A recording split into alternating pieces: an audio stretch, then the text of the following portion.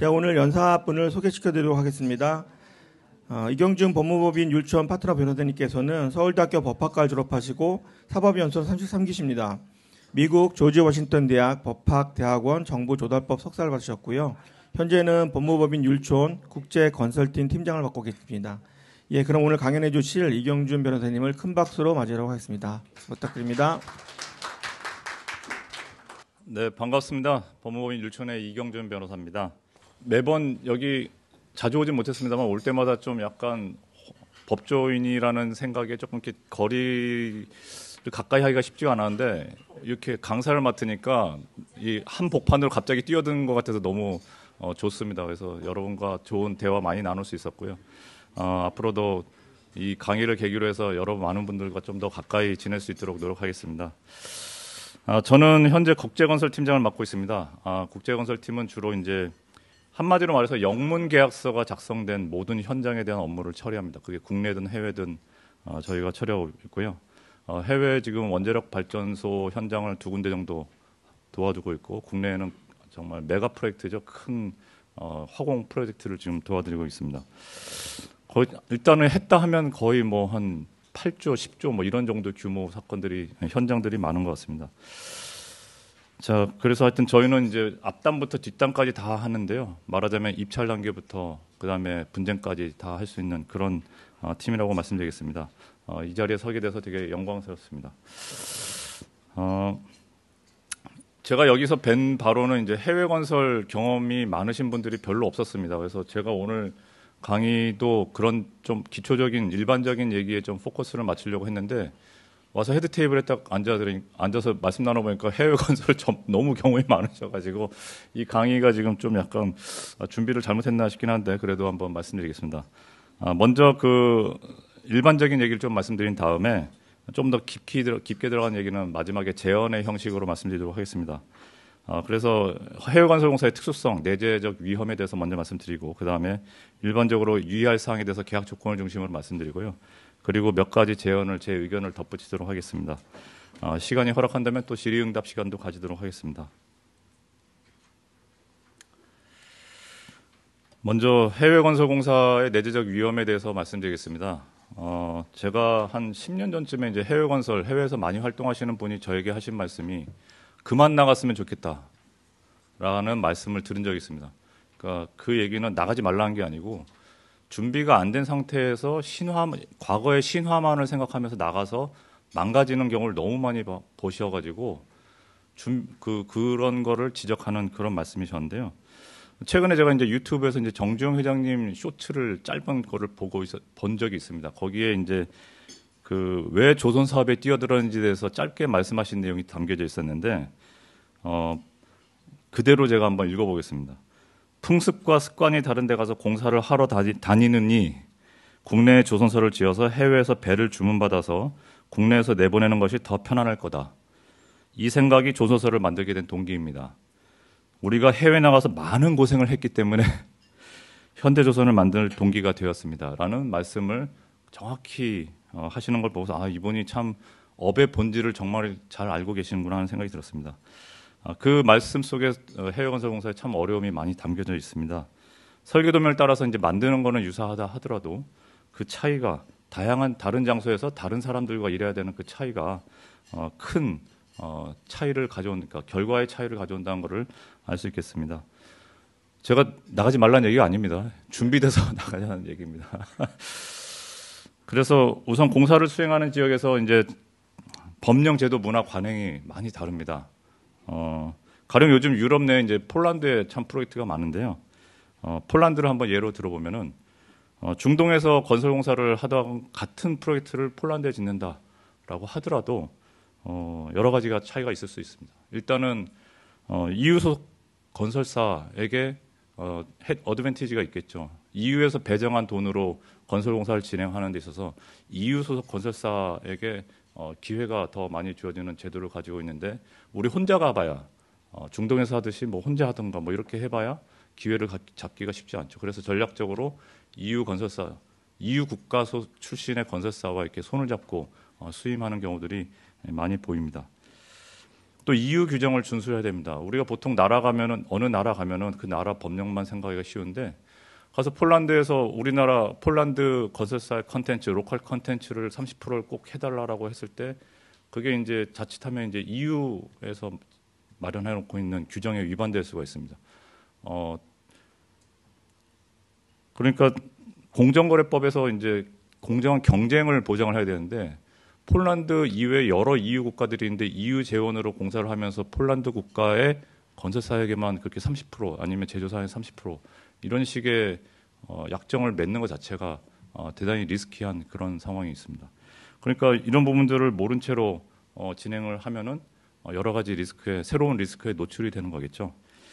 또 실무상 관행도 또 알기가 없습니다. 그런 것들은 이제 해외 건설 공사를 많이 해보신 분들은 너무 잘 아시겠습니다만 소방 안전 이런 데 있어서 그 규제 당국이 어느 정도 어떻게 서류를 요구하는지까지 저희가 일일이 다 과거 경험만으로 커버하기가 어렵겠습니다.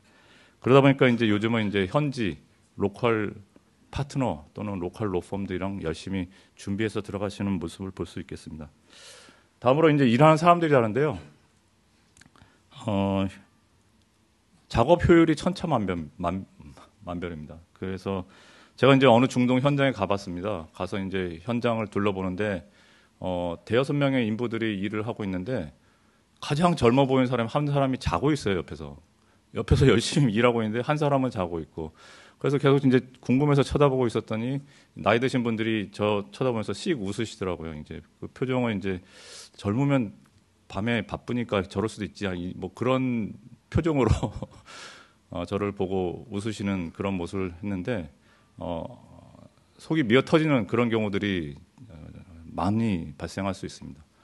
더군다나 이제 미국 같은 데 가면 이제 노조가 워낙 발전해 있고 유니언과 또 교섭을 해서 금액을 정해야 되는 그런 경우들이 있고 얼마 전에 이상호 대표님께서 그 미국을 쭉 현장을 돌고 오셨는데 그런 사람들과 이제 일을 데리고 해야 되다 보니까 현장별로 예산이 2.5배에서 5배를 초과하더라 한 것을 확인하고 왔다는 말씀을 들었는데 그런 상황에 노출되어 있는 것이 지금 작금의 현실인 것 같습니다.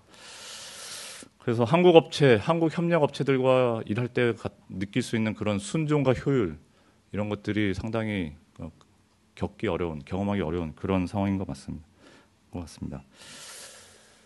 그래서 그런 상황을 염두에 두고 이제 계약을 잘 준비하시면 좋겠습니다. 그래서 계약을 체결함에 있어서 검토함에 있어서 좀 유의할 사항들을 짚어보도록 하겠습니다. 먼저 계약 방식입니다. 계약 금액에 따른 계약 방식과 업무 범위에 따른 계약 방식으로 나눠 볼 수 있겠습니다. 계약 금액이 확정되어 조정이 극히 어려운 픽스드 럼섬 방식이 있겠고 이걸 보통 국내에서는 총액 계약이라고도 요즘 표현하는 것 같습니다. 공사 금액을 얼마로 할지 확정이 어려울 때 단가를 정한 다음에 진행하는 그런 형태의 계약도 있겠습니다. 이제 물량에 맞춰서 단가를 곱해서 금액을 지급하는 리매저먼트 방식도 있겠고요. 업체에게 발생한 비용에 이제 피를 얹어서 대가를 주는 코스트 플러스 피 방식도 있겠습니다. 업무 범위에 관해서 보면은 이제 그 컨스트럭션만 하는 그런 방식도 있겠고요. 그다음에 디자인 빌드라고 해서 설계와 시공을 같이 하는 그런 방식도 있겠고 여기서 이제 인수 때까지의 더 많은 위험을 부담하는 턴키 방식도 있겠습니다. EPC 턴키 방식도 있겠습니다. 이 양자를 어떻게 조합할지가 따라서 이제 계약상 발생하는 위험의 범위가 상당히 달라질 것 같습니다. 그래서 계약 체결 시 설계가 완성돼 있다. 그리고 발주자가 제공한다. 그러면은 이제 사실 이제 건설만 하면 되겠죠. 뭐 샵 드로잉 정도만 더 한다거나 그렇게 하면 되겠는데 그 경우에는 내가 얼마의 비용이 들 것인지를 조금 더 정밀하게 견적할 수 있겠으니까 럼섬 방식으로 갈 수도 있겠습니다. 그런데 이제 설계가 완성이 안 돼 있고 발주자가 제공을 해줘야 되는데 지금 당장 계약을 체결해야 된다. 그런데 럼섬 방식으로 하면은 향후 기대한 거와 다른 생각한 거와 다른 물량 투입이나 공기의 지연 이런 게 발생할 가능성이 상당히 높았을 때 그때 그러면 어떻게 금액을 조정받아야 되는데 럼섬 방식으로 했을 때는 상당히 리스크가 있겠죠. 근데 실제로 지금도 그런 조합으로 계약을 체결한 경우들이 종종 발견됩니다. 그래서 상당한 리스크가 중간에 발생해가지고 저희가 지금 발주자 측과 되게 긴 협의 끝에 상당한 손실이 발생할 수 있는 스코프를 떼내고 뭐 이런 작업들을 하고 있는 현장도 있습니다. 그래서 나머지 내용들은 보시면 되겠고요. 설계 완성도나 이런 금액적인 또 변경 가능성 이런 것들을 잘 고려하셔서 조합을 설계하시면 되겠습니다.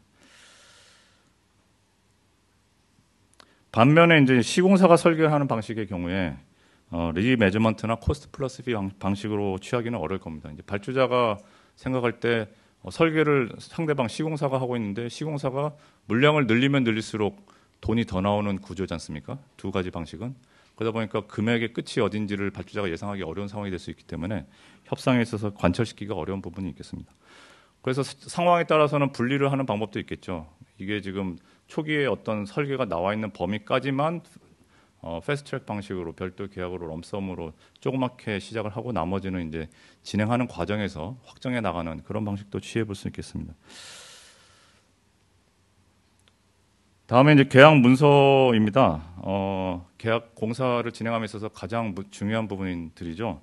아마 여기 계신 분들은 이제 피딕이라는 단어를 들어보셨을 겁니다. 국제 컨설팅 엔지니어링 연맹 또는 협회인데요. 거기서 제정한 계약서입니다. 컨설팅 엔지니어라는 제3의 중립적인 입장에서 만든 거다 보니까 발주자와 시공자 간의 이제 어떤 균형을 좀 더 널리 인정받고 있습니다. 그렇기 때문에 피딕 계약의 어떤 내용들을 기준점으로 생각해서 그 변형이 어느 정도 가해졌는지를 보면 쉽게 그 리스크를 조금 더 파악하실 수 있습니다. 아마 각 회사에 계신 실무자분들은 그렇게 하고 계실 겁니다. 근데 이제 일반 조건은 그대로 놓고 특수 조건에 특수하게 조금 변경된 부분만 포함하는 것이 가장 여러분들께서 계약의 리스크를 이해하는 게 쉬우실 겁니다. 근데 어떤 현장의 계약서를 보니까 피딕 베이스긴 한데 이거를 너무 손을 많이 대서 저희가 한번 재봤더니 한 70% 정도를 손을 대가지고 일반 조건 자체가 말만 피딕 베이스지 내용이 사실상 많이 다른 그런 계약서도 봤습니다. 그런 부분들은 가급적 일반 조건 그대로 쓰고 달라지는 부분만 특수 조건으로 하자고 제안해 보시는 것도 좋을 것 같습니다. 더 나아가서 계약 문서를 구성하는 서류들이 많습니다. 저기 이제 A부터 I까지가 쭉 그런 대표적인 서류들인데요. 이 문서들이 이제 상충하는 경우들이 많습니다. 아무래도 제가 보기에는 그 일반 조건, 특수 조건들은 법무, 로펌 쪽에서 만들고 저쪽 나머지 스페시피케이션이나 이런 부분들은 이제 기술 엔지니어링사들에서 만들고 서로 이제 교차해서 검토하지 않고 이렇게 나오는 경우들이 많아서 그런 거 아닌가 싶긴 한데요. 또 회사들도 받아놓고 받았을 때 검토를 그런 식으로 하는 경우도 많습니다. 일반 조건, 특수 조건은 법무팀에서 하고 나머지는 사업부에서 하고 그러다 보니까 서로 좀 상충되는 부분들이 많은데 그런 것들을 다 크로스로 이렇게 하실 수 있으면 좋을 것 같습니다. 예전에 어느 얘기를 들은 적이 있는데 모 엔지니어링사에 되게 높은 지위까지 올라가신 분이 계약서를 그렇게 꼼꼼히 보시는 걸로 유명하셨다고 합니다. 그래서 그분은 늘 그 현장의 계약서를 들고 다니셨고 되게 이렇게 낡아 달아있는 그런 상태를 많이 보이셨는데 그만큼 어찌 보면 비법률가도 계약서를 꼼꼼히 보실 수 있으면은 늘 더 좋은 리스크를 찾을 수 있는, 그러니까 리스크를 잘 찾을 수 있지 않을까 하는 생각이 듭니다. 저희가 생각에는 좀 이런 거를 저희 팀에서 한번 쭉 다 봐드리고 리스크를 한번 분석해드리는 것도 좋지 않을까 하는 생각이 들긴 합니다. 국내 건설에서는 입찰 후에 이제 계약 조건에 관해서 협상하는 것이 되게 드문 케이스입니다. 특히 공공기업 같은 경우는 대법원에서 뭐 편무 예약이라고 이제 법적으로 규정할 정도로 계약 조건 자체를 건드리는 것 자체가 되게 쉽지가 않은데 해외에서는 조금 더 협상 자체가 많이 이루어지고 있는 것 같습니다. 그래서 우선 협상 대상자가 되셨을 때 필요하신 범위에서 협상을 충분히 하시면서 리스크를 해지할 수 있는 방법을 찾아보시면 도움이 될 것 같습니다. 그리고 이제 계약의 순서를 보시면 아시겠습니다만 당사자가 가장 최근에 합의한 내용들을 가장 위로 올리면 되십니다. 보시면 이제 particular conditions 밑으로는 아마 입찰 시에 대체로 제공되는 문서들일 텐데 particular conditions 위로는 이제 입찰 이후로 당사자들 간에 생성되는 문서가 순서적으로 가장 최근 것들이 위로 올라간다고 보시면 되겠습니다. 그래서 제가 의도한 바, 상대방이 의도한 바가 가장 잘 관철될 수 있는 내용과 순서를 염두에 두시면 되겠습니다. 계약의 내용에 대해서 먼저 잠깐 설명드리겠습니다. 어느 나라로 가건 약속은 지켜져야 된다는 그런 법리는 대체로 법명제는 동일합니다. 예외적으로 이제 해당 약속에 대해서 중고법 그 계약에 적용되기로 한 법이 어느 정도 침투에 들어가서 이제 바꿀 수 있느냐, 강행 규정이 얼마까지 적용되느냐, 이제 그런 부분들이 있어서 차이는 있을 수 있습니다. 대륙법 국가에서는 성문법이 그 약속의 배후에 있습니다. 그래서 여러분들께서 이제 뭐 어떤 계약서를 작성하실 때 부동산 계약서 한 장짜리 작성하셔도 그 뒤에는 이제 임대차 보호법이라든가 민법이라든가 여러 가지 법들이 백업을 하고 있는 법 제도라고 보시면 되겠습니다. 영미법 국가에서는 계약서 자체가 하나의 법전을 당사자 사이에 이제 만드는 거라고 보시면 되겠습니다. 그러다 보니까 엄청난 내용의 두꺼운 내용들이 들어가게 되고요. 특정 규정의 해석을 놓고 판례를 가지고 기존의 판례를 가지고 해석을 하는 경우가 많습니다.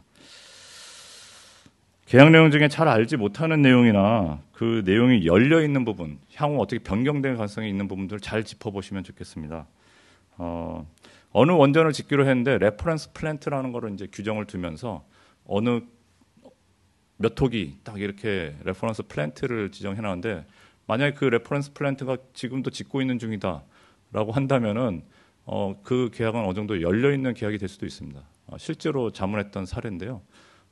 특정 호기를 레퍼런스 플랜트로 했는데 그 국내 가장 최신 호기였기 때문에 그걸 레퍼런스 플랜트로 했는데 짓다 보면은 뭐 그 안에 이런저런 편의용 퍼실리티를 만드는데 이것도 해달라라는 요구를 발주자가 했을 때 그거를 이제 계약적으로는 그러면 쉽게 거절하기 쉽지 않은 상황이 될 수 있습니다. 그래서 계약적으로 열려 있는 부분들은 또 잘 살펴보셔야 되겠습니다. 그다음에 특정 기술을 적용하기로 했을 때 이럴 때 참 조심하셔야 됩니다. 특정 국가의 표준을 사용하기로 했는데 계약서에 우리가 흔히 접할 수 있는 아스메라든가 이런 것들로 상호 협의해서 변경할 수 있다라고 하면은 변경이 가능한 걸까요? 상호 협의해서 변경할 수 있다. 그 협상하는 과정에서는 되게 서로 나이스하고 우호적입니다. 그리고 계약이 체결되는 순간 그 팀이 싹 다 빠지고 현장에는 시공 담당자들만 들어갑니다. 그러면 이제 그 사람들 입장에서는 자기들 익숙한 거를 서로 주장을 하는데 계약에서 아스메로 되어 있는 게 아니라 뭐 어느 국가의 무슨 기술로 이렇게 되어 있는 경우에 그거를 바꾸기는 쉽지 않은 것 같습니다. 엔지니어 입장에서 자기가 익숙한 걸 고집하기 마련이고 자기 설계사들도 발주자의 설계사들도 자기가 익숙한 기술을 적용해서 설계를 하기 마련이기 때문에 그러면 그거를 저쪽에서 그 기술을 적용한 도면을 줘서 시방서를 줘서 그걸 가지고 그러면 실제 할 때 그거를 전환하는 비용을 누가 부담해야 될까요? 결국은 아쉬운 쪽에서 부담해 가면서 해야 되는데 그 비용이 만만치 않고 특히나 이제 그 설계에 따라서 뭔가를 제작해야 될 때 벌크 아이템을 제작하거나 밸브를 만들어야 되거나 이럴 때 국내 제작사들이 그 기술을 성능을 낼 수 있는 제작을 할 수 없다라고 하는 경우가 대부분입니다. 그걸 제작할 수 있는 업체를 찾을 수 없는 경우가 대부분입니다. 그렇게 되면 결국 또 더 견적시 예상하지 못했던 어마어마한 비용을 들여서 현지에서 이제 조달해야 되거나 울며 겨자 먹기로 하는 그런 경우들이 생길 수가 있습니다. 전력 케이블 사례들 한번 경험한 적이 있는데요. 미국 기준으로 이제 전력 케이블을 들여와서 짓는 통신기지 건설 현장이었는데 도면에는 이제 외부에서 건물까지 들어오는 케이블 사양까지만 표시가 돼 있어서 그 건물 안에 있는 케이블을 그대로 동일한 사양으로 했는데 미국에 무슨 UL 규정이라고 있는 모양입니다. 그걸 타고 들어가면 그 건물 안에서 트레이에 올라가는 케이블 사양은 방화 피복이 들어가 있는 사양을 써야 되는 그런 규정을 완공률 95%가 돼서 알았습니다. 그래서 그걸 다시 다 철거해서 교체하라고 이제 감리가 지시를 했는데 아니 도면의 해석상 이거는 밖에 거를 그대로 써도 아무 상관이 없다라는 주장을 저희가 열심히 했습니다만 타고 들어간 규정이 명확하게 그렇게 돼 있었기 때문에 결국은 이길 수 없었던 그런 상황도 있었습니다. 그러니까 남의 나라 규정 자체가 그렇게 어려운 거지, 기술 규정 자체가. 그리고 또 특정한 어떤 프로덕션 시스템을 준수해야 된다라고 한 계약 문구가 있었는데 나중에 알고 보니까 그게 어찌 보면 이 일을 할당량이었어요. 연간 할당량, 월간 할당량 일을. 근데 아시겠습니다만 공사라는 거는 시공사가 자기의 재량으로 스케줄을 짜고 업무 조정을 해가면서 일을 추진하는 게 이 공사고 그걸 통해서 자기의 마진을 유지하는 건데 할당량을 채우기 위해서 공사를 뒤죽박죽으로 해야 되는 그런 계약 조건에 그걸 나중에 알게 되는 그런 경우도 있었습니다. 그래서 계약의 내용이 정확히 무엇인지를 이 단어의 의미를 내가 잘 모르겠다라고 한다면은 경험 있는 사람과 한번 상의를 해보시기를 추천을 드리겠고 합니다. 공사 변경에 대해서 말씀드리겠습니다. 아까 이제 말씀드렸듯이 계약의 내용이 무엇인지 아는 게 중요하다고 하셨지 않습니까? 또 그게 또 어떤 의미가 있냐면 그걸 정확히 알아야 거기서부터 이제 바뀌는 게 무엇인지 그걸 바뀐 걸로 인정받을 수 있는지가 이제 드러나게 됩니다. 바뀌는 거를 이제 베리에이션이라고 합니다. 뭐 미국계에서는 이제 체인지라고도 하는 것 같고요. 요즘은 뭐 체인지 오더, 베리에이션 오더 막 이렇게 혼용돼서 쓰고 있긴 합니다만. 그래서 우리나라에서는 이제 설계 변경이라는 용어를 가장 많이 쓰긴 합니다. 그거보다 좀 더 넓은 개념인 것 같습니다. 그래서 우리나라에서 설계 변경에 따른 설계 변경 하면은 이제 공사량의 증감, 공공계약의 경우에는 공사량의 증감이 수반되는지 여부를 설계 변경으로 보고 그렇지 않은 거는 기타 변경, 기타 계약 내용의 변경으로 보는 게 우리나라의 그 공공조달에서의 계약 예규, 공사계약 일반 조건의 내용입니다만 그런 거를 구분하지 않고 해외에서는 베리에이션 이렇게 보는 것 같고 정의하기에 따라서는 더 넓게 정의할 수도 있겠습니다. 그 베리에이션의 계약 조건을 보실 때 베리에이션에 관해서 저런 점들을 한번 짚어보시면 좋겠습니다. 발주자의 그 어떤 권리가 적정한가? 통상적으로는 베리에이션을 할 권리를 발주자에게 부여합니다. 아무래도 발주자가 이번에 돈 들여서 건설을 하는 마당에 자기가 원하는 목적물을 인도받기를 원했기 때문에 거기에 어떤 베리에이션을 가하는 것 자체는 통상적인데 문제는 이제 이거를 우리가 적절하게 거절할 수 있느냐, 적절한 상황에서는 그런 규정들을 잘 살펴보시는 게 필요합니다. 그래서 통상적으로 안전이나 품질이나 이런 데 영향을 줄 것 같으면은 거절할 수 있다라는 권리를 시공사의 권리를 계약 조건에 명시해 놓는 경우가 많습니다. 그다음에 이제 근데 현실에 있어서는 이런 베리에이션의 지시가 있었느냐가 제일 큰 다툼이 됩니다. 계약 조건에서는 보통 이제 서면으로 지시한 경우에만 인타이틀먼트를 부여하는 조건을 두는 경우가 많습니다.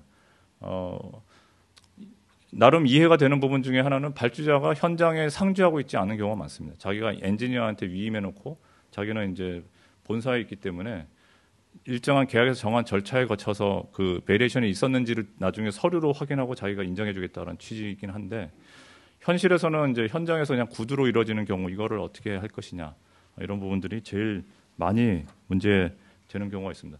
특히나 아까 말씀드렸듯이 당초 계약 내용이 뭐냐에 있어서 서로 생각이 틀립니다. 발주자랑 감리는 이거는 공사에 포함되어 있는 거야 라고 생각하는 경우에 구두로 얘기하기 쉽고 시공사 입장에서는 이거는 아닌데 바깥인데 공사의 바깥인데 라고 생각하다 보니까 교착 상태에 빠지고 이런 경우들이 많은데 그런 것들을 좀 슬기롭게 돌파할 수 있는 여러 장치들을 계약서에 넣어 놓으시면 좋을 것 같습니다. 가령 뭐 일정한 회의 후에 우리가 공문을 보냈을 때 기간 내에 이의가 없으면 지시한 걸로 간주한다든가 이런 규정들을 넣어두시면 나름 좀 수월하실 수도 있고요. 그러면 이제 우리가 보냈던 공문을 바탕으로 서면 지시로 인정받아서 나중에 이제 인타이틀먼트를 누릴 수 있는 그런 기회를 만들 수가 있겠죠. 근데 이제 이런 베리에이션이 한없이 인정된 건 아니고요. 한계가 있습니다. 댐을 짓는데 댐 짓는 공사 외에 빌딩 하나 더 지으라고 하면은 이제 공사의 한계를 넘어선다고 이제 볼 수 있겠습니다. 이제 영미권에서는 이제 카디널 체인지라는 표현을 쓰는데요. 내재적 어떤 본질적인 부분을 넘어서는 업무를 시키는 거는 시공사가 거절할 수가 있습니다. 그 단가가 좋다면 냅죽 받아서 이제 설계 변경으로 베리에이션으로 추진하면 되겠습니다만 단가가 저희가 좋지 않은 경우가 많기 때문에 또 그쪽에 전문성이 없는 경우 그런 경우에는 그런 범위 한계를 넘어선 거는 거절할 수 있겠고요. 그다음에 이제 또 그 베리에이션을 하는데 뭔가를 삭제하려고 한다라고 했을 때 그게 필요가 없어서 삭제하거나 정말 다른 이유로 삭제하는 거라면 모르겠는데 제3자한테 주기 위해서 삭제하는 거, 스콥에서 빼는 거 이거는 이제 계약적으로 막아두는 게 막는 게 필요하겠습니다. 그리고 피디계는 그런 것들을 못하게 돼 있고 그런 경우에 이제 규정이 없더라도 영국법 하에서는 그런 것들을 금지하도록 하고 있습니다. 그래서 그런 규정들을 한번 챙겨보시면 좋겠는데 예전에 국내에서도 이제 발주자들이 훨씬 더 그 경험이 많고 현명한 경우들이 많습니다. 그래서 어느 산업단지 사례를 보니까 정말 그 산업단지 전체 조성공사에 대해서 입찰을 했는데 폐수 처리 시설에 정말 거기서 좋은 단가를 실어놨는데 계약 체결하려고 보니까 이거는 삭제. 발주자가 이제 폐수 처리단 거기만 삭제하고 나머지만 계약을 체결하고 이런 경우들도 있었는데 해외라고 해서 예외는 아니겠습니다. 그런 부분들을 막기 위해서라도 계약 조건을 잘 보시면 좋겠고요. 네. 디자인 빌드 방식의 경우에는 잘 아시겠습니다만 이거는 설계를 시공사 측에서 하기 때문에 리퀘어먼트만 줍니다. 나는 이런 사양의 것을 원해. 이런 기준을 충족해 주는 걸 원해. 라고 하고 그 이후에 이제 도면 자체, 작업 자체를 시공사들이 하기 때문에 도면의 변경이 있다거나 이런 걸 이유로 베리에이션을 인정해 주지 않습니다. 그래서 리퀘어먼트의 변경이 있는 경우만을 인정해 주기 때문에 좀 되게 제한적이라고 보시면 되겠습니다. 다음 공사기간에 대해서 이건 베리에이션 규정이니까 보시면 되겠고요. 잠깐 이제 뭐 사례를 하나 소개해 드리면 이게 당초 공사 내용이냐 아니면 그 베리에이션이냐라는 거에 대해서 영국에서 본 사례인데요. 계약을 이행하기 위해서 불가결한 사항인 경우에는 수급인이 그 계약을 절대적으로 이행하기로 약속한 이상 이건 해야 된다. 뭐 적절한 수단을 사용해서 해야 한다. 뭐 이렇게 평가한 사례입니다. 우리나라에서도 동일합니다. 대법원은 총액을 정해서 한 계약의 경우에 필수 불가결한 내용은 다 포함된다고 본다라고 보고 있고요. 다만 이제 재반 사정 여러 가지를 종합해서 설계 변경을 인정하고 있는 상황입니다. 그래서 공사 변경은 어떤 그 업에서 그 과업에서 당초 요구했던 것과 다른 어떤 변경, 새로운 작업을 요구하는 점이 인정돼야 베리에이션으로 볼 수 있겠다라고 말씀드리겠고요. 또 설계가 주어진 다음에 그 다음에 이제 이거를 디벨롭먼트 하는 과정에서 비용을 지급하지 않는 그런 경우가 많습니다. 그래서 그런 점들을 참조하셔서 계약을 체결하시기 바랍니다. 다음으로는 이제 공기 연장입니다. 조금 속도를 내서 진행하도록 하겠습니다. 아마 여기 계신 분들께서 이제 다 아시는 내용들인 것 같습니다. 점점 제가 느낌에 그냥 강의를 해보면 이거 내가 아는 내용이 이게 딱 감이 오거든요. 그래서 조금 더 속도를 내보겠습니다. 저희 나라 건설업체들한테 참 취약한 부분인 것 같습니다. 스케줄, 공정표 이거를 잘 준비하고 관리하는 게 상당히 어렵다는 느낌을 많이 듭니다. 그래서 계약 조건도 잘 검토해 보십시오. 그 제출 시점, 승인 절차, 발주자 리뷰 기간, 지연 발생 시 업데이트, 그 컨설팅 엔지니어 펌들이 둘로 부서가 나뉩니다. 하나가 퀀텀, 하나가 딜레이 어널리시스. 그래서 퀀텀 쪽은 양적인 측정을 하고 딜레이 어널리시스 하신 분들이 이제 공정표, 스케줄 이런 쪽을 하시는데요. 이런 공정표의 분석을 통해서 인타이틀먼트, 공기 연장에 대한 승인이 이루어집니다. 그리고 그게 이루어져야 나중에 말씀드린 여러 가지 돈이 또 엮여서 읽혀집니다. 가령 공사가 지연 사유가 발생했다. 그러면 그거를 어떻게 보여줄 수 있느냐? 스케줄 안에 입력을 해서 그걸 가지고 얼마나 더 연장이 되는지를 보여주는데 그거에 따라서 연장이 인정되면 추가 공사 대행을 받을 수 있고 소위 간접비라고 하는 추가 공사 대행을 받을 수 있고요. 인정이 되지 않으면 LD, 리퀴데이티드 데미지라는 그 지체 상금을 부과받게 되고요. 그게 애매하면은 이제 돌관 공사를 해야 되고 해서 돈이 들어가게 됩니다. 그래서 이 언제 공사가 끝나느냐 요거에 대해서가 금액이 이 세 가지가 서로 반비례해서 막 움직입니다. 공기 연장 간접비, 지체 상금, 돌관 공사비 이 세 가지의 금액들이 콤비네이션에서 지출되거나 받거나 하기 때문에 그 베이스가 되는 것이 바로 이 스케줄 공정표입니다. 근데 이 공정표가 업데이트가 잘 되는 경우가 좀 쉽지가 않습니다. 워낙 공사 현장이 바쁘고 서로 간에 이견이 있다 보니까 그 부분들을 객관적으로 업데이트하는 것들이 되게 저희 나라, 우리나라에서는 취약한 것 같습니다. 국내 현장 같은 경우는 사실 거의 제대로 이루어지지 않는 경우가 많은 것 같습니다. 제가 생각하기엔 그 가장 큰 원흉은 이제 장기 계속 계약이란 제도인 것 같은데요. 이게 6년, 7년 계약이 아니라 1년짜리 계약들이다 보니까 그 해에 수행할 물량 떼놓고 하고 1년짜리 계획 세워서 하고 이러다 보니까 어떤 그런 장기적인 스케줄을 유기적으로 체계적으로 관리할 필요성이 없어지게 되는 그런 효과가 있는 거 아닌가 하는 생각이 들고, 나중에 분쟁에 가게 됐을 때 이 스케줄을 바탕으로 한 분석, 그걸 토대로 한 우리의 책임 면제, 우리는 LD 부과 사유가 없어요. 또 우리는 더 받아야 돼요. 이런 부분에 있어서 싸움에 있어서 우리 준비가 대단히 미흡한 경우가 많습니다. 그래서 그 부분들을 잘 준비하셔야겠고요. 동시지원이라는 것이 이론적으로는 되게 흥미로운데 실무가들 얘기로는 거의 발생하지 않는다고 합니다. 아까 말씀드린 대로 프리마베라 이런 거에 입력을 해서 검토를 해보면 사실 현실적으로 많이 발생하는 경우는 아닌데, 이론적으로만 말씀드리면은 발주자 측, 시공사 측 양측의 지연 사유가 있을 때 그럼 이걸 어떻게 처리할 거냐, 공기를 연장해 줄 것이냐, 거기에 따른 추가 공사비를 줄 것이냐 라는 데 있어서 계약 조건에서 사전에 정하게 놓고 있으면 그에 따르면 되겠는데, 준거법을 연거법으로 한 경우에는 공기만 연장해 주고 추가 공사비는 안 주고 이런 식의 선택을 하고 있습니다. 대표적인 공기 연장 사유들은 한번 살펴보시면 되겠고요. 뭐 발주자의 도면 지연이라든가 공사 현장이 다른 경우, 뭐 베리에이션 이런 경우, 포스 머저 이런 경우들이 가장 대표적인 사례들이라고 하겠습니다. 그다음 클레임 노티스의 중요성은 너무너무 중요합니다. 그러니까 뭐 현실적으로 사실 나중에 내가 원하는 입장을 관철하기 위해서는 참으로 중요합니다. 아마 이제 해외 건설 공사에 대해서 타임바라는 표현을 들어보셨을 겁니다. 그 사유를 알았거나 알 수 있었을 때로부터 28일 내에 노티스를 하지 않으면은 그 권리가 상실됩니다. 그러니까 발생하지 않는다고 평가를 합니다. 그래서 그 노티스를 반드시 보내야 되는데, 우리 건설업계가 가지고 있는 이제 체질 개선이 필요한 부분 중에 하나가 발주자와의 관계를 너무 이렇게 중요시하고 관리하다 보니까 이 노티스를 못 보내놓는 경우가 상당히 많습니다. 그래서 뒤늦게 이제 준공 무렵에서나 가서 보내는데, 말씀드렸듯이 그 사유가 발생한 걸 알았거나 알 수 있었어야 할 때라는 시점이 이미 한 몇 년 전에 지나간 그런 경우들이 많이 있는데요. 그런 경우들은 사실은 상당히 훈련만 하면 노하우만 익히면 나아질 수 있겠습니다. 그래서 소위 말하는 굿캅, 배드캅 전략도 많이 씁니다. 써야 됩니다, 사실. 그러니까 악역을 담당할 사람은 그걸 보내고, 선한 역할을 담당하고 계속 소통 채널을 열어놔야 될 사람은 그걸 무마하고 하면서 가야 되고, 특히나 실력 있고 발주자로부터 인정받는 엔지니어 분들이 굿캅을 하시면 좀 더 수월하실 수가 있습니다.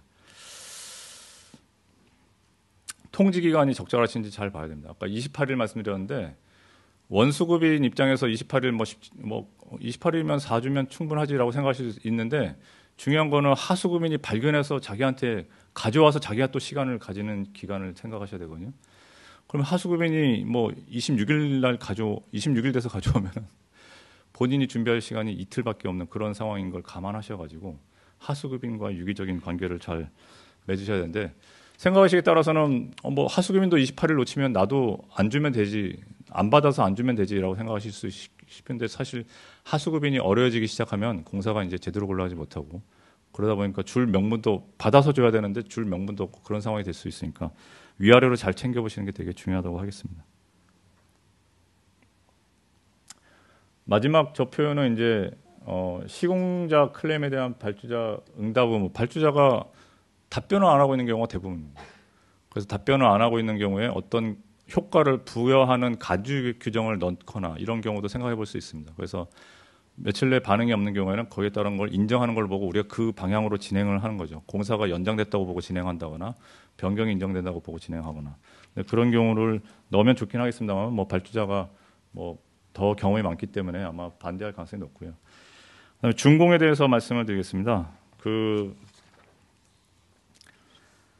준공의 절차 및 기준이 적정한지 합리적인지 타당한지를 잘 살펴보시기 바랍니다. 발주자는 늘 완벽한 목적물을 원합니다. 그렇기 때문에 뭐 하나 흠이 있는 거 상태에서 준공 처리를 안 해주려고 할 가능성이 높습니다. 특히나 시공 부서가 혼자 하는 게 아니라 이제 O&M을 할, 오퍼레이션 앤 매니지먼트를 할 팀이 들어와서 같이 검사하기 시작하면 이제 시공 때로 또 다른 얘기가 나오고, 프로젝트 파이낸스의 경우에 이제 금융 대주단이 나중에 이제 또 들어와서 이제 볼 경우에 또 다른 얘기 나오고 그럴 수 있기 때문에 그 절차와 기준을 명확히 해서 이것만 충족하면 우리는 준공 받을 수 있다라고 해놓는 게 대단히 중요합니다. 제가 어떤 경우에 어떤 신기술을 적용한 현장에서 그 물을 처리하는 건데 여러 여건, 그러니까 관의 크기, 수조의 크기에 따라서 그 성능이 되게 달라질 수 있는데 거기에 대해서 신기술을 가지고 있는 하청업체만 믿고 다 지었는데 그 나중에 보니까 그 관과 그 수조만으로는 그 성능이 보장했던 성능이 안 나와서 다 철거한 경우를 봤습니다. 그러니까 원래 공사를 하면은 기본적으로 해제해도 그 나머지 지었던 부분이 유용하다고 봐서 그 공사 대금 거기까지는 받을 수 있고 타절된 나머지만 공사 대금을 못 받는 그런 경우가 일종의 하나의 법리처럼 있는데 그게 아니라 다 철거하는 비용을 들여서 이제 철거해야 되는 그런 상황도 봤습니다. 그게 뭐냐면 절차를 신기술이다 보니까 이걸 검수하는 절차와 기준에 대해서 약간 여백이 많은 상태로 계약을 했고 그러다 보니까 이제 발주자 입장에서는 이 다른 유사한 기술이 적용된 현장에서 발생된 문제점들을 캐치하고서 조금 더 면밀한 검사를 시작했고 과거처럼 검수해주지 않는 그런 상황에서 이제 중간에 교착 상태가 빠지니까 우리가 그냥 아무런 이의 없이 그 절차대로 진행을 했었습니다. 그러다 보니까 제3자인 재판부가 봤을 때는 이거 원래 계약이 그렇게 절차를 밟아서 준공을 하기로 했던 걸로 보인다라고 이제 평가하기가 되게 쉬웠던 그런 상황입니다. 그래서 여백이 얼마나 되는지 또 그런 부분들을 우리가 커버할 수 있는지 잘 살펴보시고 진행하는 게 필요하겠습니다. 그래서 준공 때 제일 이게 서티피킷을 받기가 어려운데요. 발주자들이 계속 지원을 하면서 이거 고쳐라 저거 고쳐라 하는 경우가 많은데 준공 간주에 관한 규정, 아까 자꾸 간주에 관한 규정을 말씀드리는데 deemed completion 조항을 둬서 이런 게 갖춰지면은 이제 준공이 된 걸로 평가하는 그런 규정들을 두는 것도 생각해 보실 수 있겠습니다. 아까도 이제 말씀드린 지체 상금입니다. 지체 상금 부분은 대체로 가장 많이 발생하는 케이스들입니다. 그리고 발주자들이 늘 손에 쥐고서 들고 있는 패라고 보시면 되겠습니다.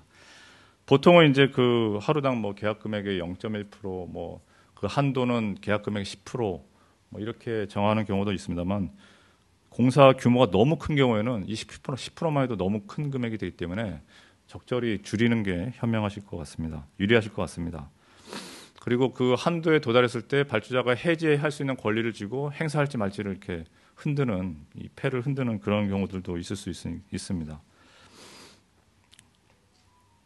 중간에 마일스톤을 두는 경우도 많은데 마일스톤마다 또 지체 상금을 부과하는 규정을 두는 경우들도 있으니까 유의할 필요가 있고요.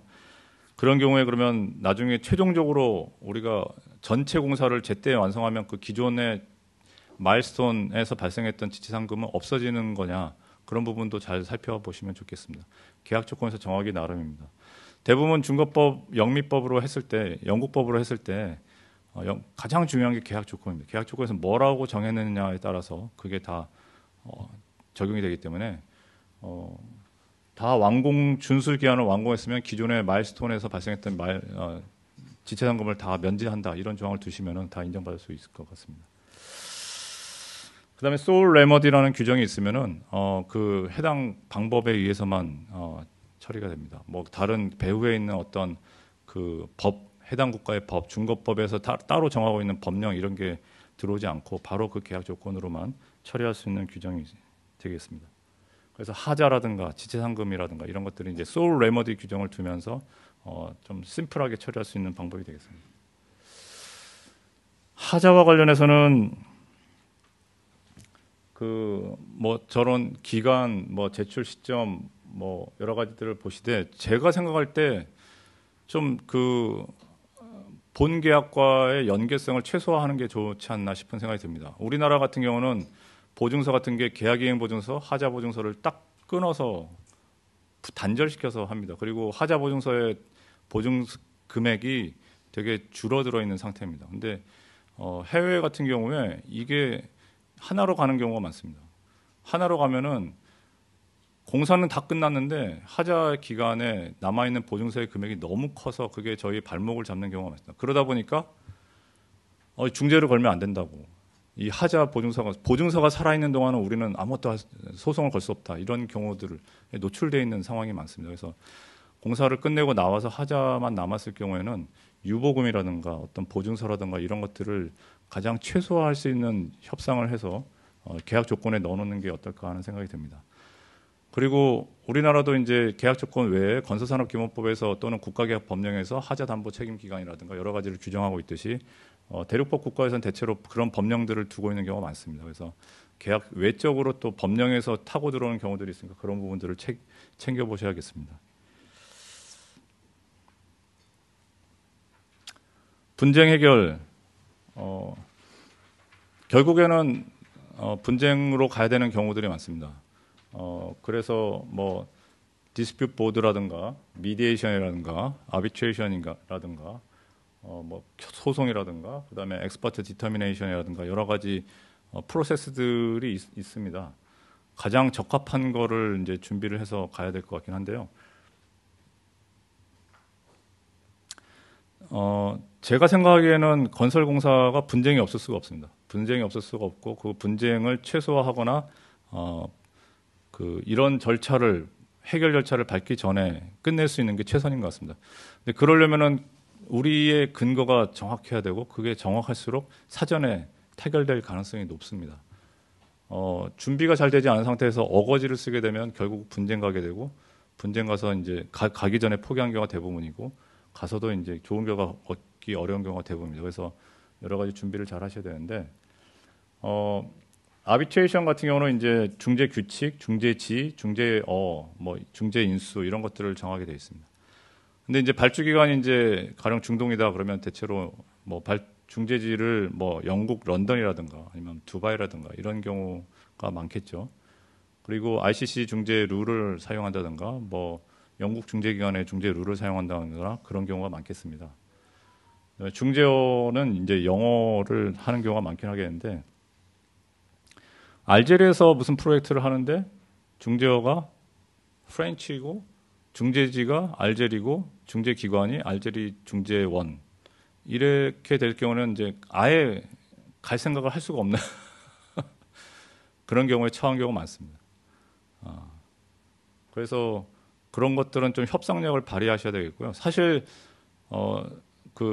발주하는 국가들이 우리 한국 업체들을 초청하거나 부를 때는 한국 업체가 필요하고 한국 업체가 잘할 거라고 기대하고 있기 때문에 당장 임박하지 않은 저 먼 일은 협상해 줄 가능성이 많습니다. 그래서 조금 합리적인 게 무엇인지를 가지고 설득해서 알제리에서 하면은 두바이가 우리가 좀 더 편하다. 서로가 합리적이지 않느냐 뭐 이런 식의 또 서로 영어로 하는 게 더 의사소통이 수월한 생성되는 문서가 영어인 경우에는 특히나 영어를 읽을 수 있는 중재인이 들어와서 하는 게 서로가 비용이 덜 듭니다.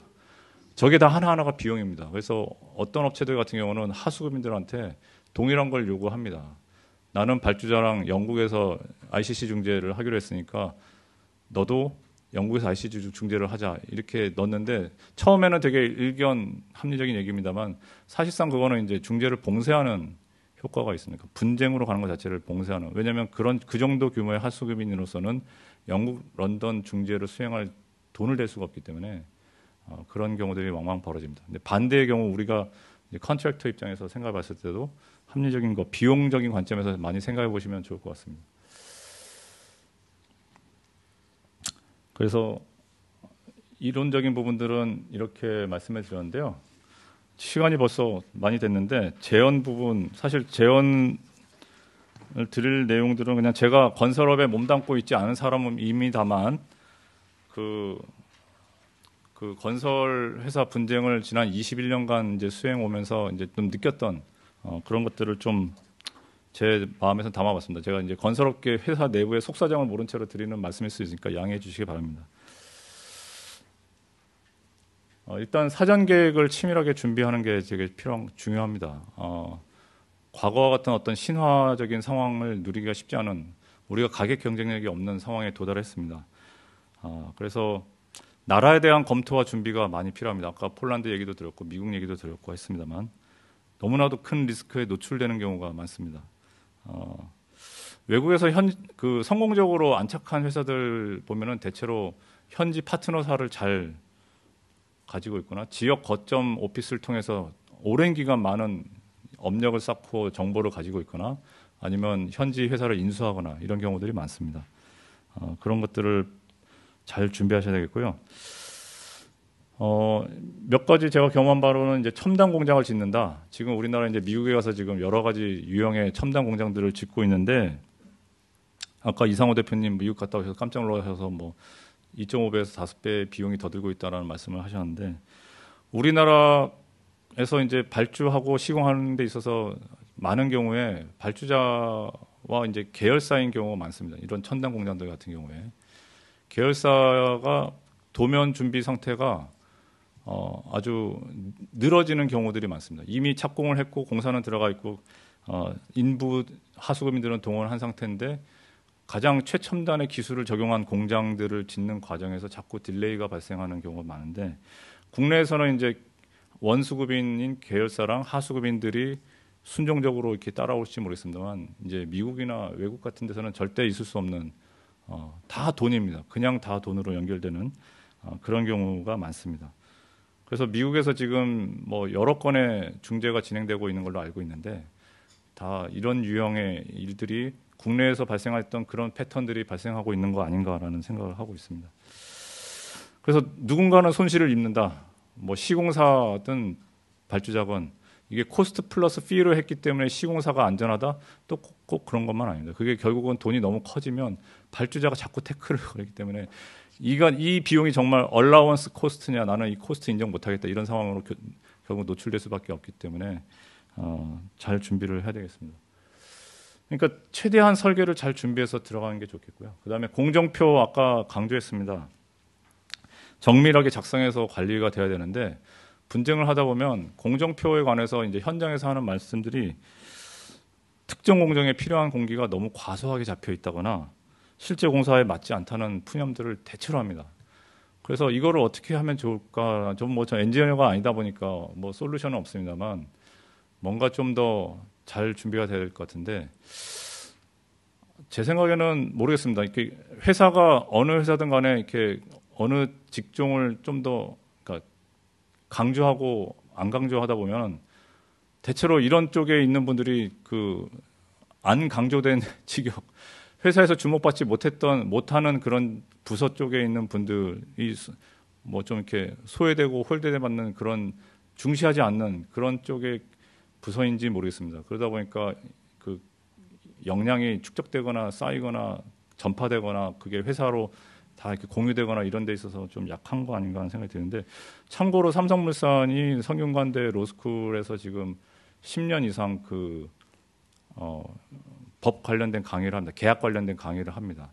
최근에 들은 얘기가 그게 효과가 있었던 것 같다.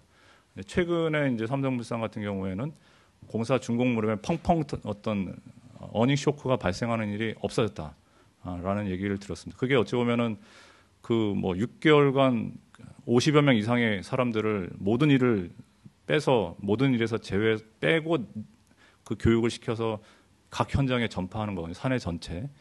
그런 효과를 누리기 위해서라도 뭔가 좀 이렇게 여러 가지 기능을 하시는 분들한테 좀 합리적인 대우를 해주시고 리더십을 잘 발휘해 주시면 좋지 않을까 하는 생각이 들긴 합니다. 효과적인 리스크 관리 시스템을 구축하자는 겁니다. 2010년대 중반에 이제 다들 어닝 쇼크를 크게 겪었다는 걸 아실 겁니다. 그래서 그 이후로 이제 해외 법무팀이나 리스크 매니지먼트 팀을 잘 체계적으로 구축해 오려고 했던 것 같습니다. 근데 이제 회사마다 좀 편차가 큰 것 같습니다. 제가 보기에는 그 리스크 관리에 힘쓰는 회사일수록 과거 축적된 경험에 비춰 상황에 대한 객관적 평가가 좀 능한 것 같습니다. 그리고 외부 전문가의 전문성을 잘 활용하는 것 같습니다. 그리고 그 과정에서 드는 거를 비용이 아니라 투자라고 생각하는 경향이 되게 강한 것 같습니다. 그래서 분쟁에 대비하는 과정이 이게 어찌 보면 밥상을 차리는 겁니다. 밥상을 차리는 건데 그 밥상을 잘 차려본 사람들이 회사 안에 있지 않고 회사 밖에 있으면은 그 사람들과 같이 브레인스토밍을 합니다. 그 과정을 통해서 이제 대비를 해나가고 그 과정을 거쳤던 현장들은 대체로 협상이 잘 되거나 분쟁에 가더라도 기대 이상의 결과를 내는 경우가 많습니다. 뭐 50억 받을 줄 알았는데 100억 받는다든가 이런 경우들이 왕왕 있습니다. 그래서 아무래도 이제 그런 선순환 구조를 만드시기를 바라고요. 근데 반대의 경우는 어떤 경우가 있냐면 현장에서 어떤 이슈가 발견되면은 그거를 본사에 알리는 걸 주저합니다. 본사에 알려봐야 본사에서 해결책을 도와주지 못합니다. 우리 현장에서는 지금 실행 예산이 부족하고 마이너스로 가고 있는데 그거를 외부 전문가를 쓸 돈도 없습니다. 그러면 숨기게 되고 마지막에 이제 과정에서 이제 뭐 준공 과정에서 본사가 알게 되고 본사에서는 또 법무팀이 또 그 어떤 맡은 사건의 결과에 따라서 인사고과가 되는 경우들이 있습니다. 승소하면 잘했다 그러고 승진하고 못했다 패소하면은 이제 잘못했다고 해서 좌천당하고 그러면은 법무팀에서는 맡기를 싫어합니다. 뜨거운 감자가 돼 버립니다. 그 현장 자체가. 그런 경우에는 그 전문가 쓰는데 몇 푼 아까워하면서도 그 현장에서 수백억 손실 나는 건 어쩔 수 없다고 생각하고 이런 게 악순환의 구조가 많이 보입니다. 그래서 어느 방향으로 갈지를 리더분들께서 잘 생각해 주시면 좋겠고 어떻게든 선순환의 구조를 안착할 수 있도록 사내 어떤 여러 가지 점의 제도적인 거를 신경 쓰시면 좋지 않을까 하는 생각이 듭니다. 그다음에 투자개발형 사건에 관심을 가져야 된다는 얘기를 뭐 정부 차원에서도 여러 번 했고 이제 카인드라고 해서 한국 해외 인프라 도시개발 지원공사도 만들어 놓고 있습니다만 지난 지금 6년 정도 됐는데 아직까지 실적이 이제 기대한 것만큼 나오지 않고 있는 상황인 것 같습니다. 그 카인드의 실적이. 근데 제가 보기에는 약간 건설업계가 주변의 그 다른 업계와 좀 긴밀하게 일하는 법을 좀 더 아셨으면 좋겠다는 생각이 듭니다. 건설하시는 엔지니어분들이 금융 쪽에 좀 약간 취약한 측면이 있습니다. 근데 금융 쪽에 계신 분들은 또 건설을 좀 잘 이해 못하고 취약한 부분이 있습니다. 그러다 보니까 이게 서로의 시너지가 지금 잘 나지 못하고 있는 거 아닌가 싶고 그 부분을 조금 더 투자 개발형 사업을 하나의 사업 포트폴리오로 가져가신 데 있어서 좀 한번 투자를 해보셨으면 어떨까 하는 생각이 듭니다.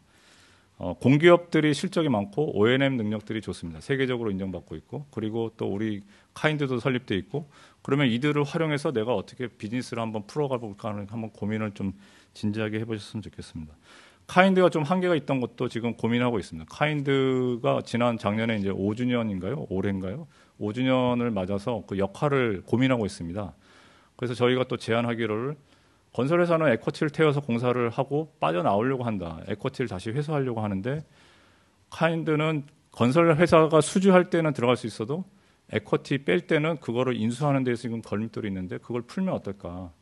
왜냐하면 건설회사가 나올 때 그거를 카인드가 인수를 하면은 카인드 입장에서는 이제 건설 리스크는 일단 없어지고 이제 O&M을 통해서 이제 비용을 드릴 수 있고 건설회사 자체가 또 많은 프로젝트를 일으키는데 마중물 역할을 할 수 있지 않을까. 그게 꼭 앞단에 에쿼티를 태워야만 마중물이 아니라 뒷단에 에쿼티를 태우면 그것도 마중물이다라는 얘기를 카인드에게 저희가 제안을 하기도 하고 뭐 그런 얘기를 했었습니다만 그거를 이제 건설업계가 활용하기 위해서는 그런 의견들을 아이디어들을 조금 더 정책적으로 반영할 수 있는 툴들을 좀 찾으셨으면 좋겠다라는 생각을 듭니다.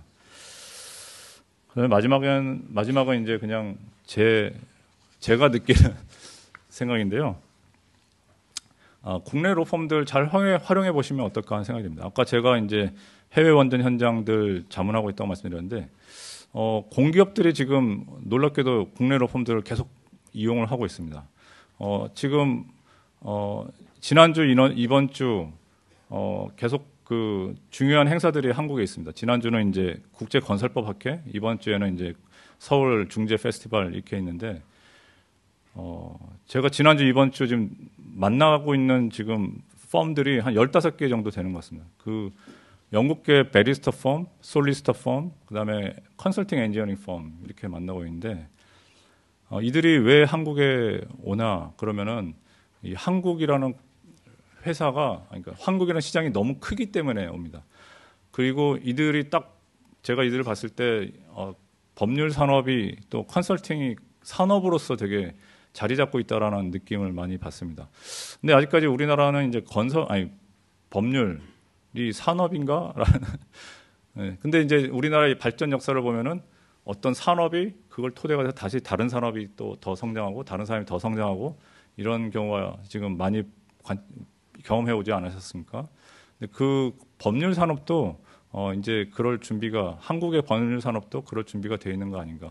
공공기관이 그런 것들을 많이 지금 이끌어주고 있는데 공공기관이 뭐 자기들이 뭐 해외 로펌이랑 이래서 좋은 것도 있겠지만 비용이 너무 많이 들고 자기가 원하는 서비스를 충분히 받지 못하기 때문에 국내 로펌들을 많이 쓰고 있습니다. 근데 이제 국내 로펌들이 질적으로 많이 달라진 게 제 옆에 있는 파트너 변호사만 해도 영어랑 프랑스가 네이티브입니다. 그냥 한국어 3개국어가 네이티브인고 사법시험을 합격해서 법리적으로 되게 밝고 그리고 그렇기 때문에 자기의 재능을 이제 국제 건설 쪽으로 꼽히고 있고 또 어떤 친구는 초중고 대학교를 사우디에서 나왔어요. 검사 4년 하다가 저희 회사에 지금 합류하고 있는데 아랍어가 네이티브인 친구죠. 근데 그게 저희 로펌뿐만 아니라 지금 한국 대형 로펌들의 많은 현상이고 옛날 한인 법률가 협회의 어느 파운더 아주 연세가 많으신 연로하신 그 변호사님 말씀이 자기가 최초의 그 한인 법률가 협회 만들 때 미국에서 뭐 예년 7명 남미에서 몇 명 해가지고 이렇게 만들었는데 지금은 한국계 변호사가 10,000명에서 20,000명을 지금 넘어서려고 하는 그런 상황이더라고요. 한국어를 할 수 있는 한국계이면서 외국 로펌에 근무하고 있는 그런 분들이 많이 있습니다.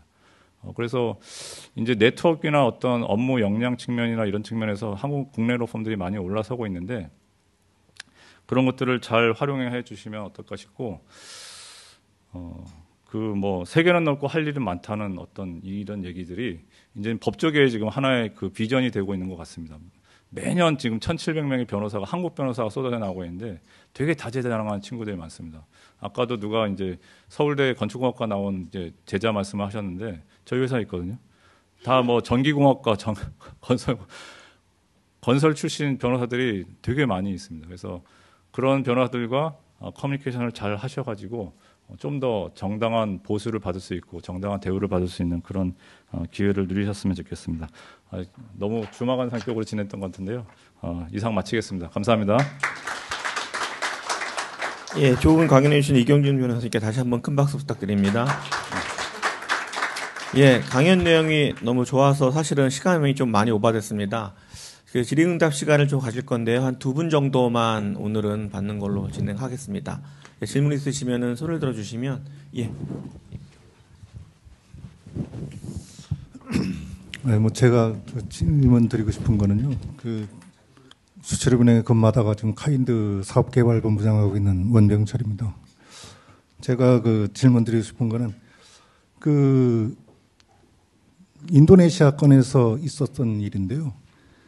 저희들이 그 사업주로 참여하다 보니까 SPC가 이제 발주처가 이제 요구하는 게 국내에서는 대부분 이제 책임 준공을 당연히 요구하는데 해외에서는 책임 준공 제도가 이제 없어가지고 그거를 요구하니까 그 한국의 그 대기업이 못하겠다고 그래가지고 결국은 이제 인도네시아 업체가 이제 그 시공을 하게 됐는데요.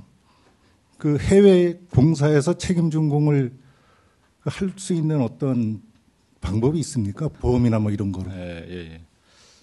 보험이요. 보험이 아니더라도 뭐 다른 제도가 있는. 그 책임 준공이란 게 사실 그 참 약정을 어떻게 하기 나름인데 대체로 국내에서 지금 책임 준공을 하는 방식을 보면은 준공시까지 준공이 안 되고 준공을 무조건 하고 그때 이후로 어떤 파이낸스적인 보증을 인수하는 그러니까 금융적 책임도 인수하는 그런 경우들이 많은데요.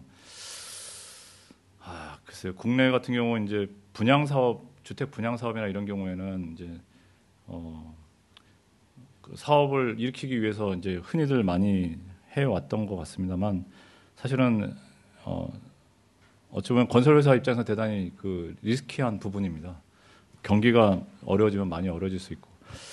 그리고 이제 해외에서는 글쎄 이런 식의 책임 준공, 건설사가 금융적인 리스크까지 떠안는 형태의 것은 사실 잘 없는 것 같고요.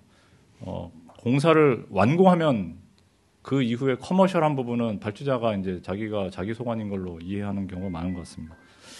그러다 보니까 그게 또 합리적이고 건설하는 관점에서도 그렇고 발주하는 관점에서도 그렇고 그래서 그러면 건설을 하느냐가 이제 중요하지 않습니까? 건설을 할 수 있느냐, 적시에 건설을 할 수 있느냐 이게 이제 핵심이고 그거를 담보하기 위해서 아까 말씀드린 그 퍼포먼스 본드나 그런 본드를 통해서 해결하는 것이 지금 현재 상황인 것 같습니다. 그래서 책임 준공을 국내에서는 지금 되게 당연하게 활용하고 계십니다만 이게 사실은 어찌 보면 좀 되게 특이한 우리나라의 현상일지도 모르겠다는 생각이 듭니다. 그러니까 그런 분양과 건설 주택 분양 이런 것과 맞물려서 시공사가 그 매출을 일으키기 위해서 그 파이낸스적인 부분까지도 나중에 인수하기로 약속하는 형태는 조금 특이한 부분인 거 아닌가 싶고 해외에서는 그냥 본드로 해결한 것 같습니다.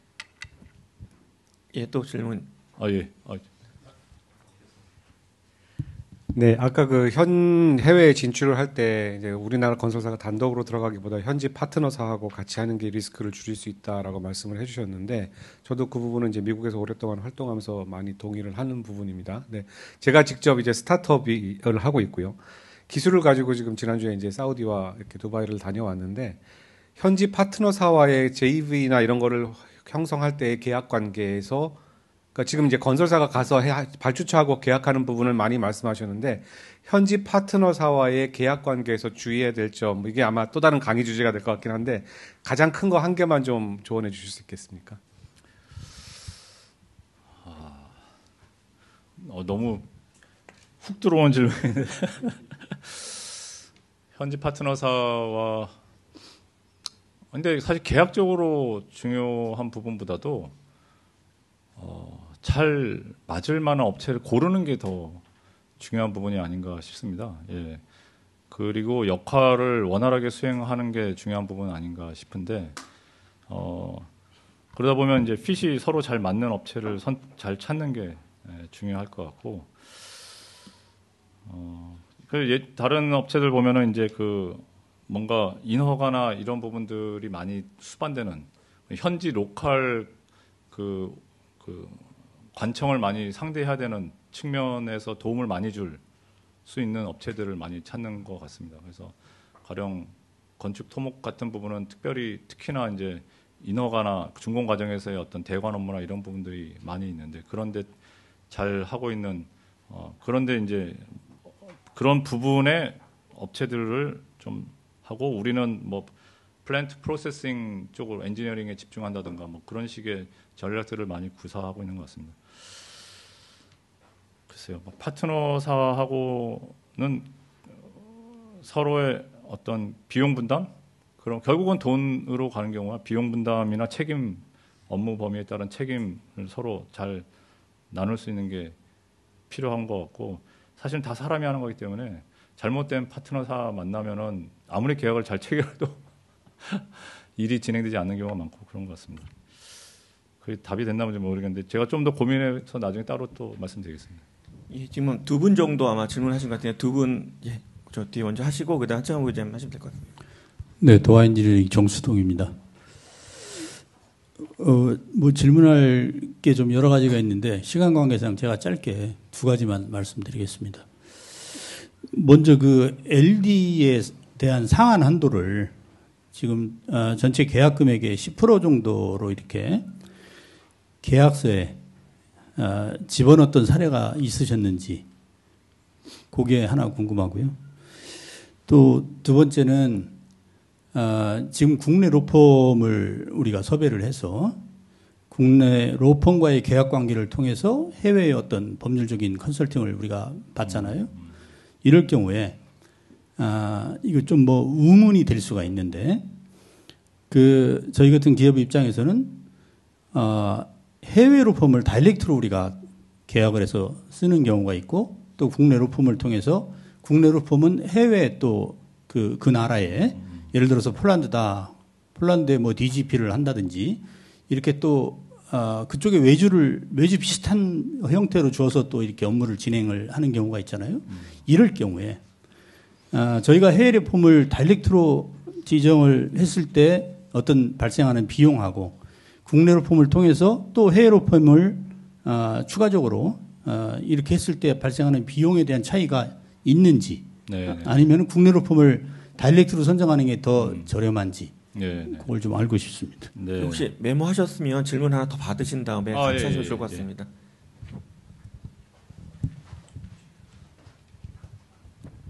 예, 오늘 해외 건설 관련해서 여러 가지 이제 계약이라든가 뭐 소송권이라든가 이런 거에 대해서 좋은 말씀을 해주셔서 감사드리고요.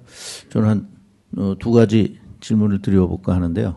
하나는 이제 발주자, 설계자, 시공사 간에 이런 분쟁을 없애기 위해서는 IPD 방식, 인테그레이티드 이제 프로젝트 딜리버리 하는 IPD 방식으로 이 프로젝트에 참여하는 주체들이 같이 일을 하면은 굉장히 이제 분쟁을 없앨 수 있을 것 같다는 생각이 드는데 해외인 경우에 특히 이제 뭐 선진국에서 IPD 방식으로 추진하는 그런 프로젝트들이 얼마나 되는지 그런 경우에 이제 어떤 결과가 있는지 뭐 이런 거에 대해서 좀 아시는 부분이 있으면은 말씀해 주시고요.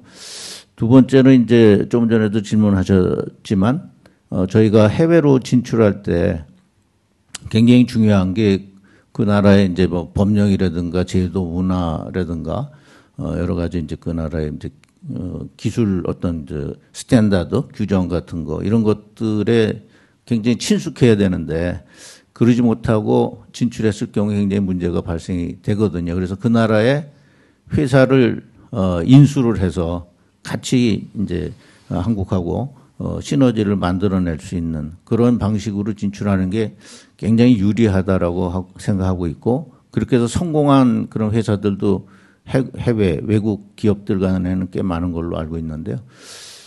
최근에 이제 원전이 하나의 이제 그 세계 시장에서 큰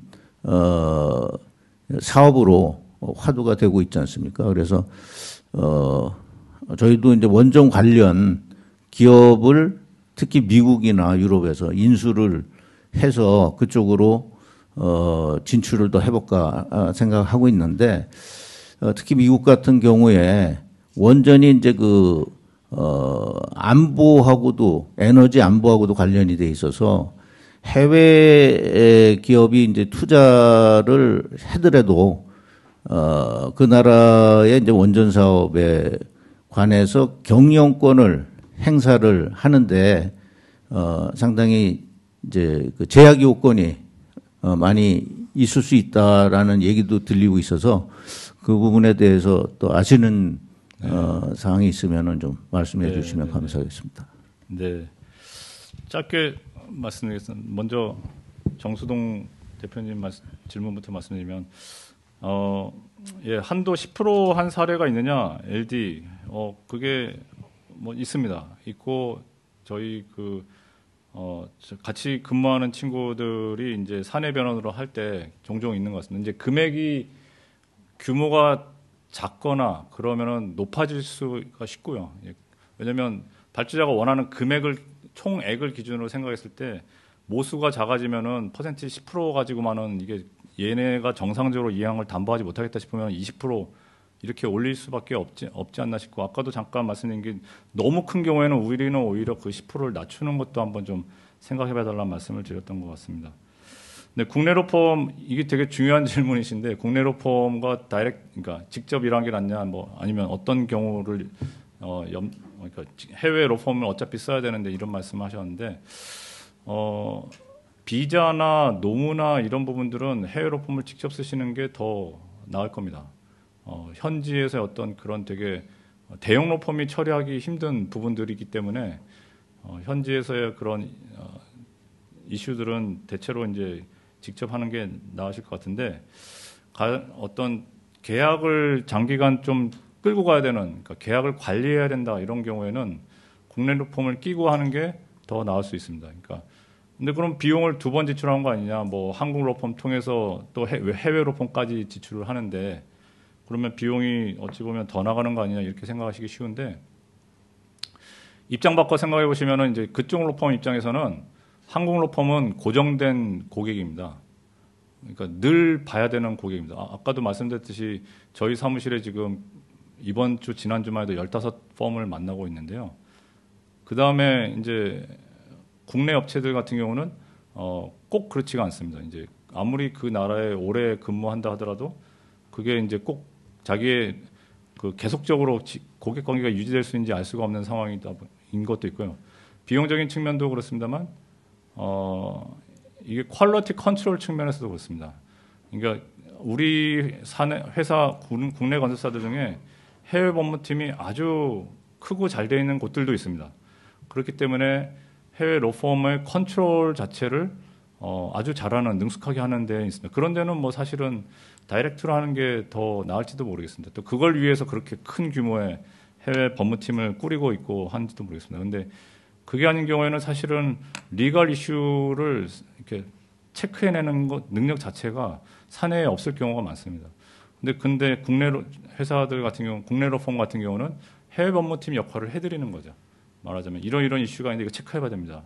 이거 사실 저희가 지금 해외 유럽에 원전 하나 자문하고 있는데 가장 크게 나오고 있는 이슈가 뭐냐면 개인정보보호법입니다.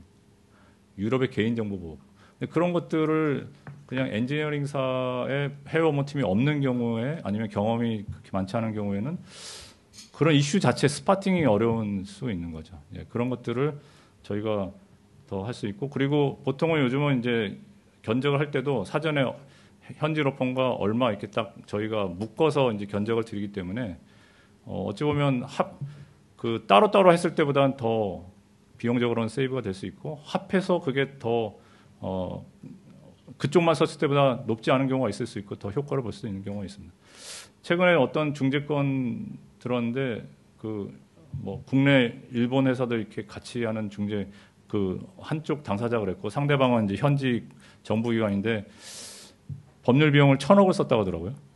1,000억을 우리 쪽만 1,000억, 저쪽은 더 썼을 거다. 왜냐하면 우리 쪽은 투입하는 영국 변호사의 수를 뭐 몇 명으로 제한해달라고 해서 그 사람들만 있는데 저쪽은 2배의 사람들이 나와가지고 하다가 합의로 결국 중재하다가 합의로 끝나는데 사실 이제 저희가 영국 로펌 데리고 있었으면 아예 솔리스터 펌 빼고 베리스터 펌만 딱 데리고 저희가 리드하면서 했으면은 10분의 1까지 한 3분의 1 이하로 들었을 것 같거든요. 근데 그런 것들을 생각해 보면은 여러 가지 생각해 볼 부분이 있는 것 같습니다.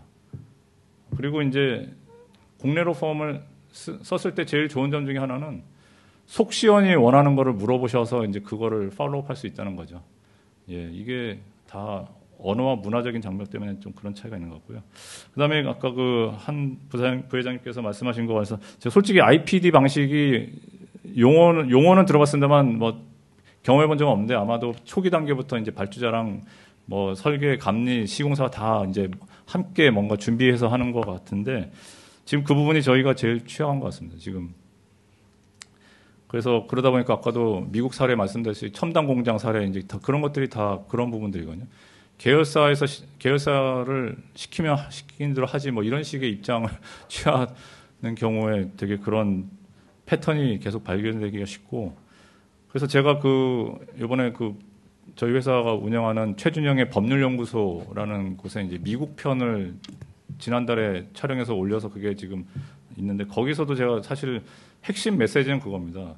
뭐 현대제철이든 삼성전자든 LG 엔솔이든 국내의 주력사들이 건설사 데리고 나갈 때 건설사 얘기에 귀담아 듣고 거기에 맞춰서 준비를 같이 하셔야 된다라는 얘기를 강조를 했었는데요.